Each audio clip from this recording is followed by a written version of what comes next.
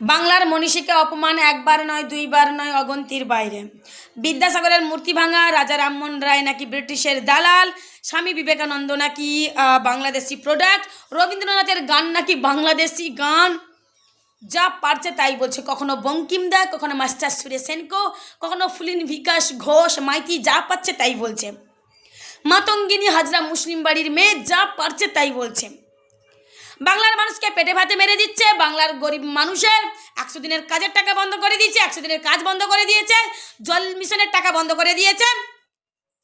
2024 সালে যেই দেখেছি যে বিজেপি আসন সংখ্যা কমে গেছে, অমনি বিজেপি বাংলার মানুষকে পেটে ভাতে মারার জন্য উঠে পড়ে লেগেছে। বাংলার মানুষকে পেটে ভাতে মারবে, এসআইআর করে বৈধ ভোটারের নাম বাদ দেবে, এসআইআর করে বৈধ ভোটারগুলোকে মৃত্যুর মুখে ঠেলে দেবে। আর বাংলার মানুষ বিজেপি ভোট চাইতে গেলে চুপ করে মুখে কুলুপ দিয়ে বসে থাকবে। ধর্ম দিয়ে রাজনীতি করবে, হিন্দু মুসলমানের দাঙ্গা লাগাবে, আর জনগণ ছেড়ে দেবে। ভোট চাইতে গেলে জনগণ কিছু বলবে না। কি ভেবেছে নাকি? সবে তো শুরু। এরপর যারা ধর্ম দিয়ে রাজনীতি করছে বা যারা সাপোর্ট করছে তাদের সাথেও একই খেলা খেলবে।